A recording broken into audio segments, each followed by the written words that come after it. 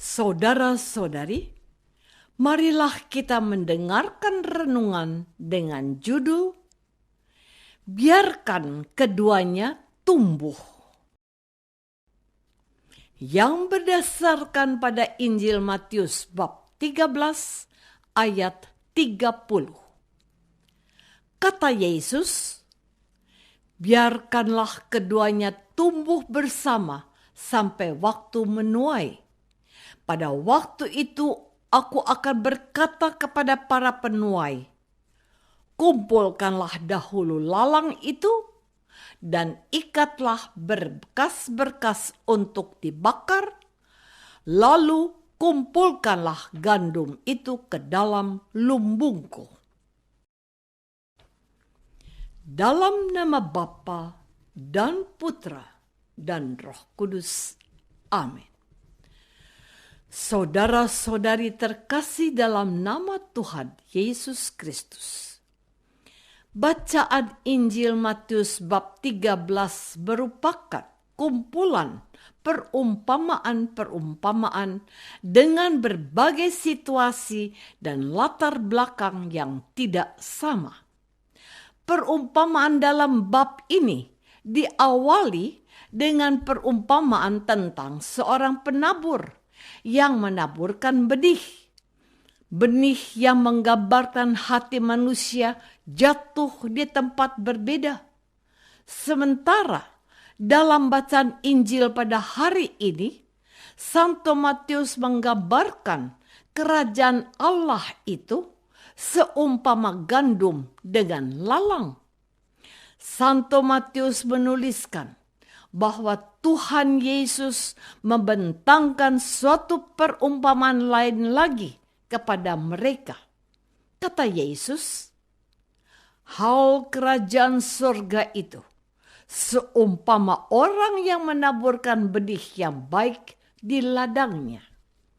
Tetapi pada waktu semua orang tidur, datanglah musuhnya menaburkan benih lalang di antara gandum itu, lalu pergi. Ketika gandum itu tumbuh dan mulai berbulir, nampak jugalah lalang itu. Maka datanglah hamba-hamba tuan ladang itu kepadanya dan berkata, Tuan, bukankah benih baik yang Tuan taburkan di ladang Tuan? Dari manakah lalang itu? Jawab tuan itu, seorang musuh yang melakukannya. Lalu berkatalah hamba-hamba itu kepadanya, jadi maukah Tuan supaya kami pergi mencabut lalang itu? Tetapi ia berkata, jangan, sebab mungkin gandum ikut tercabut pada waktu kamu mencabut lalang itu. Saudara-saudari terkasih, Tuan yang menaburkan benih kebaikan itu adalah Allah. Yang menaburkan benih lalang adalah si jahat. Di ladang tempat benih kebaikan dan benih lalang tumbuh adalah dunia, termasuk hati manusia. Lalang termasuk gulma, yakni sejenis rumput liar yang mengganggu, yang terdapat di Palestina dan Syria. Lalang dan gandum tumbuh dengan akar saling melilit, sehingga mencabut yang satu, maka yang lain akan ikut tercabut. Gambaran ini diberikan oleh Yesus kepada orang banyak yang berbondong-bondong mengikuti Yesus. Yesus ingin mengajarkan mereka untuk memeriksa dan melihat ke dalam diri mereka masing-masing, di mana posisi mereka. Apakah orang banyak yang berbondong-bondong mengikuti Yesus termasuk kita, sudah termasuk gandum atau lalang? Yesus juga ingin agar setelah orang-orang itu termasuk kita yang hidup saat ini, memastikan diri sebagai gandum. Maka, bagaimana menyikapi orang lain yang dalam kategori lalang?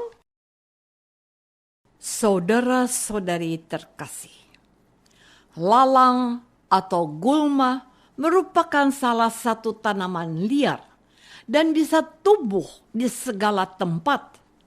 Karena termasukkan tanaman liar, kehadiran lalang atau gulma jelas mengganggu keberadaan gandum. Hasil gandum bisa saja tidak sesuai dengan harapan orang yang menanam gandum.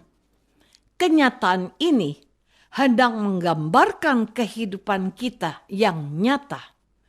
Kita sering hidup dengan anggapan bahwa jika kita berbuat baik, bekerja keras, maka segala sesuatu akan menjadi seperti yang kita inginkan. Misalnya, kehidupan ekonomi lebih baik, keluarga jadi harmonis, dan hidup bahagia. Maka kita akan kaget atau heran bila yang kita terima justru sebaliknya.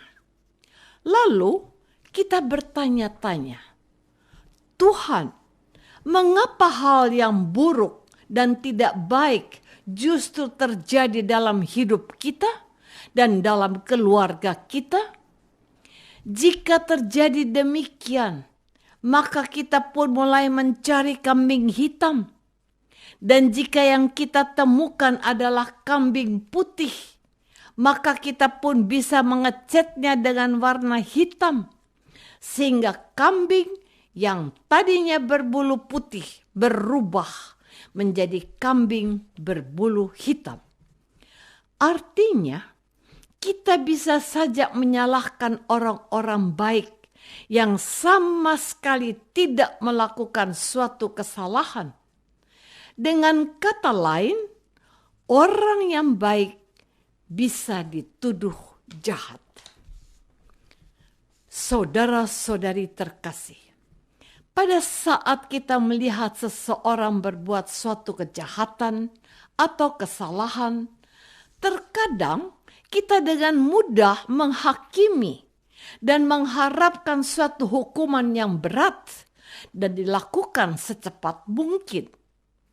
Kita lupa bahwa Allah memiliki belas kasih yang tidak ada batasnya, sehingga setiap manusia diberi kesempatan yang sama untuk memperbaiki dirinya menjadi lebih baik. Dan kita sendiri pun sebagai manusia tentu saja tidak lupa dari kesalahan dan dosa.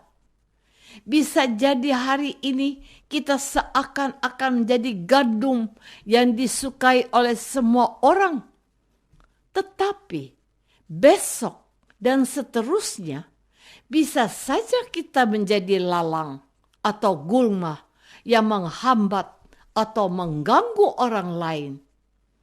Jika kita menjadi lalang, maka dimanapun kita berada, kita tidak akan disukai orang.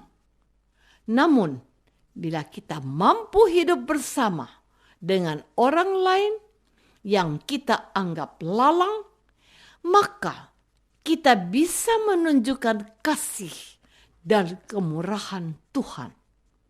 Dengan demikian, jika suatu saat nanti kita berubah menjadi lalang atau gulma, maka sesama kita pun akan tetap mau menerima dan hidup bersama dengan kita. Jadi, dari perumpamaan tentang lalang dan gandum ini, Allah sesungguhnya mau menunjukkan belas kasih-Nya justru kepada gandum yang yakni kita yang lemah ini. Apakah kita sudah berusaha untuk menunjukkan kasih Allah dengan hidup dan tumbuh bersama dengan orang lain yang kita anggap jahat?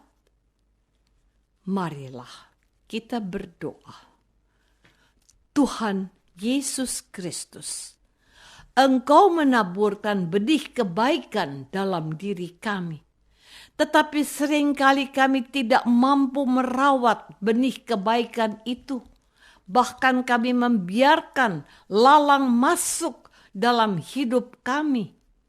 Bantulah kami dengan rahmat-Mu, agar kami tidak terjerat dan terperangkap hal-hal jahat.